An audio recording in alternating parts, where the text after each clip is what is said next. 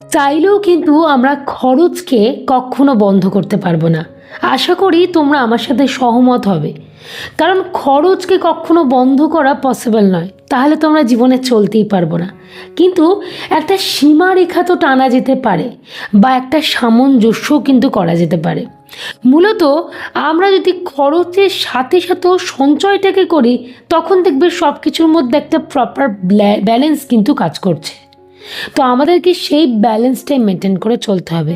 অর্থাৎ খরচ যেরকম হওয়ার হবে, কিন্তু তার মধ্যে আমাদেরকে সঞ্চয়টাকেও করতে হবে, এবং সেইটা করার জন্য আমাদেরকে কিছু ট্রিক্সের সাহায্য নিতে হবে। আমি আজকে এমনই তোমাদেরকে মাত্র দুখানা জাদুকরি ট্রিক্সের কথা বলবো, বা বলতে পারো ম্যাজিক ট্রিক্সের কথা বলবো। তোমরা যদি এটা অ্যাপ্লাই করতে পারো, তাহলে তোমার খরচার পাশাপাশিও যথারীতি প্রত্যেক মাসে টাকা কিন্তু সঞ্চয় হবে, তোমাকে অতিরিক্ত চিন্তাটা করতে হবে না। তাহলে নিশ্চয়ই তোমাদের বিষয়টা সম্পর্কে জানতে ইচ্ছে করছে যে এমন কোন ট্রিক্স লুকিয়ে রয়েছে যা অ্যাপ্লাই করলে আমরা এত ভালো বেনিফিট পাবো। তাই বেশি সময় নষ্ট করছি না, একেবারে ট্রিক্সগুলো নিয়ে আলোচনা করছি। প্রথম ট্রিক্সটার কথা বলি, সেটা হলো অদৃশ্য ট্যাক্স। আমরা প্রত্যেকেই জানি যে আমাদের কোনো কিছু কেনার বিনিময়ে সরকারকে কিন্তু ট্যাক্স দিতে হয়।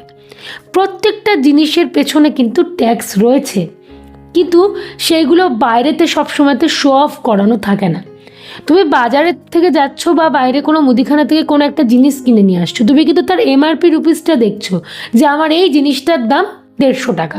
জাস্ট ফর একটা এক্সাম্পল দিচ্ছি, এই যে 150 টাকা রয়েছে সেই জিনিসটার দাম, অলরেডি কিন্তু সেখানে ট্যাক্স ক্রিয়েট করা রয়েছে। আমরা সেটাকে গুরুত্বই দিচ্ছি না। কি করে গুরুত্ব দেবো? সেটা পুরোপুরি অদৃশ্য রয়েছে। যখন কোথাও শো অফ করে দেওয়া থাকছে যে এর জন্য এত ট্যাক্স, ওর জন্য এত ট্যাক্স, তখন সেটা আলাদা। কিন্তু বেশিরভাগ ক্ষেত্রে লক্ষ্য করা যায় ট্যাক্সটা অদৃশ্য থাকে। আমরা কিন্তু দিয়েই চলেছি ট্যাক্স, ট্যাক্স ছাড়া আমরা চলতেই পারবো না। ঠিক সেরকমই অদৃশ্য ট্যাক্স যে জিনিসটার কথা তোমাদেরকে বলছি, এটা যদি নিজেদের উপর অ্যাপ্লাই করি তাহলে কেমন হয় একটু ভেবে দেখো। জিনিসটা কিন্তু মারাত্মক একটা ইউনিক বিষয়। এর জন্য আমাদেরকে কি করতে হবে? প্রত্যেক মাসের শুরুতে যখন হাত আমাদের ভরা ভরা, মানে টাকা আমাদের কাছে রয়েছে, তখনই শুরুতে আমরা কি করব, 5 to 10% অ্যামাউন্ট বা ট্যাক্স আমরা নিজেকে দেব, নিজেদেরকেও দেব। এই যে আমরা রোজগার করছি, রোজগার করার জন্য আমাদের তো ট্যাক্স দিতেই হবে, কিচ্ছু করার নেই। সেই ট্যাক্সটা আমরা নিজেকেই দিলাম। শুরুতেই 5 to 10% টাকা তোমাকে আলাদা করে সরিয়ে দিতে হবে, এবং এইটা বোঝাতে হবে এটা আমি ট্যাক্স দিয়েছি, এটা তো অদৃশ্য, কিচ্ছু করার নেই, আমাকে দিতেই হবে, আমি বাধ্য। যেরকম যখন দোকান থেকে কোনো জিনিসপত্র কিনতে গেলে ট্যাক্সটা দিয়ে দিতেই হয়, আমরা বুঝতেও পারি না কারণ সেটা অদৃশ্য বলে, আর আমরা বাধ্য। ঠিক সেরকমই নিজেদের ক্ষেত্রেও এই বিষয়টাকে অ্যাপ্লাই করো। তুমি বাধ্য, তুমি রোজগার করছো, তোমাকে ট্যাক্স দিতেই হবে, কিচ্ছু করার নেই। এই যে ট্যাক্সটা দিচ্ছ, দেখো অজান্তেই তোমার কিন্তু ভবিষ্যতের জন্য সঞ্চয় হতে শুরু করছে। এত খরচের মধ্যে, হ্যাঁ কথাটা ঠিকই শুনছো, তা বলে কি তোমার খরচা কমে যাচ্ছে? নিশ্চয়ই না। এই এত খরচের মধ্যেও তোমার টাকা দেখো ভবিষ্যতের জন্য সঞ্চয় হচ্ছে। কি করে? এই অদৃশ্য ট্যাক্সের মাধ্যমে। আশা করি তোমাদেরকে গোটা প্ল্যানটা ক্লিয়ার করে বোঝাতে পারলাম। এবারে দ্বিতীয় ট্রিক্সটার কথা বলি, সেটা হলো ব্যাকআপ প্ল্যান। আমরা প্রত্যেকেই জানি, দেখবে কোনো না কোনো ক্ষেত্রেই যে আমরা কম্পিউটার তো ইউজ করি, বিভিন্ন ইলেকট্রনিক্স জিনিস ইউজ করি, দেখবে কোনো না কোনো ক্ষেত্রে দেখা যায় যে কোনো সিস্টেম গড়বড় করছে, হঠাৎ করে হ্যাং করে গেল, চলছে না, সমস্যায় পড়ছি। সেই ক্ষেত্রে দেখা যায় একটা করে ব্যাকআপ কিছু বিষয় কিন্তু থাকে। এরকম আমাদের জীবনধারা যে আমরা চালনা করছি, সংসার বলো যাই বলো না কেন, সব ক্ষেত্রেই একটা করে ব্যাকআপ প্ল্যান থাকা বাধ্যতামূলক। এই যে তুমি একটা বাজেট করেছো, একটা প্ল্যান করেছো, সেই অনুযায়ী সংসার খরচা চালাচ্ছ বা অন্যান্য খরচা চালাচ্ছ, সবসময় সব কিছু তো একই গতিতে হবে না। কোনো কোনো দেখলে থমকে গেলে বা হঠাৎ করে হ্যাং করে গেল সিস্টেম, তুমি চালাতে পারছো না, কোনো একটা পরিস্থিতি এলো, তখন তখন কি করবে? প্রত্যেকের আমাদের একটা করে ব্যাকআপ প্ল্যান রেডি রাখা ভীষণ পরিমাণে জরুরি। তাহলে নিশ্চয়ই জানতে চেষ্টা করতে যে কী এমন ব্যাকআপ প্ল্যান, সেটাও তোমাদেরকে ক্লিয়ার করে বুঝিয়ে বলছি।